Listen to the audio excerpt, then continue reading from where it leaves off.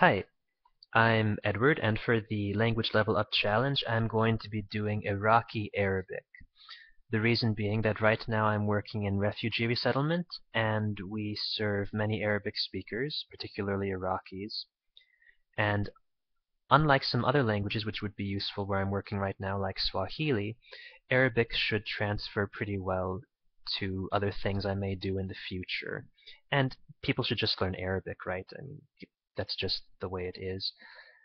And the reason that I'm looking into doing Iraqi Arabic rather than MSA, Modern Standard Arabic, is that I really would prefer to do a spoken dialect rather than just the written language which people learn at school but don't actually use when they're speaking. Oversimplification, but the details don't really matter right now. So my plan is to try something new. I'm going to use a mass sentence method. So I have this dictionary of Iraqi Arabic with a massive number of sentences in it on, where's the camera here? On this is backwards. On practically every page, it has many sentences illustrating the use of different words.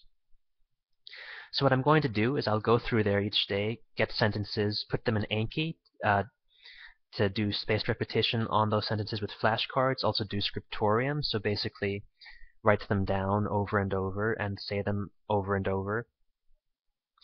And by the end of the 90 days, my goal is to have done 1,000 sentences. Not just looked at 1,000 sentences, but actually trained 1,000 sentences a decent number of times.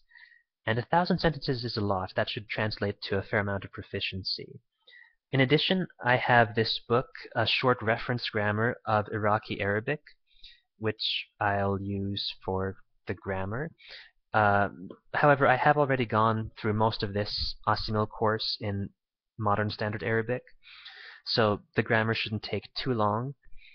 And then I have this book with MP3 audio files, which I can use to get myself used to the sound of Iraqi, and it has exercises in it which I can do if I want, substitution drills, that kind of thing, which could be useful. We'll see how that goes. So after a while, I don't know, maybe after the first month, I'll also start making my own sentences in Iraqi and putting those in my italki notebook or on Lang 8 or something like that to get them corrected by native Iraqi speakers, and in that way start to produce.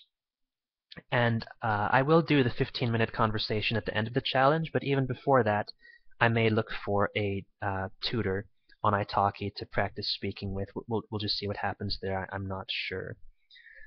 All in all, I'm committing to put in at least 4.5 hours per week to studying Iraqi Arabic.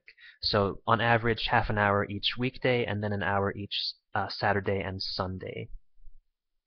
And if I fail to meet that goal, I don't have anything particularly creative in mind to censure myself with. I'm just going to squat for 20 minutes. So squat and then hold that position for 20 minutes, which is pretty unpleasant. I've done it before, so I definitely don't really want to do it again, which is a motivation for me to meet my commitment of 4.5 hours per week.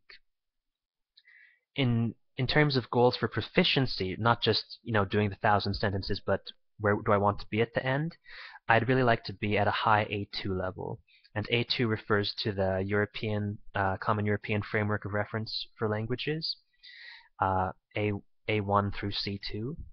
And an A2 speaker is defined in this way: can understand sentences and frequently used expressions related to areas of most immediate relevance, e.g., very basic personal and family information, shopping, local geography, and employment. Can communicate in simple and routine tasks requiring a simple and direct exchange of information on familiar and routine matters. And can describe in simple terms aspects of his or her background, immediate environment, and matters in areas of immediate need. So this isn't a super high level, but it is definitely a usable level. You can do a lot with A2. And it may be an unrealistic goal given that at 4.5 hours per week, I'm basically committing to around 60 hours for the level up challenge.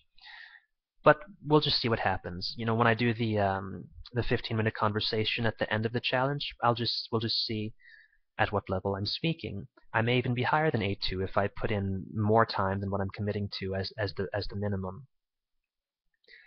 So then the other point to make here is that during the challenge, I'm not going to worry too much about maintaining my other languages, except I am committing to read in Farsi at least once a week. I don't have the book here. It's a book about Area 51, which is pretty interesting. I've read about 30 pages of it. So I'm just going to hold this up so you can see a book in Farsi as a visual aid to understanding what I meant by a book in Farsi.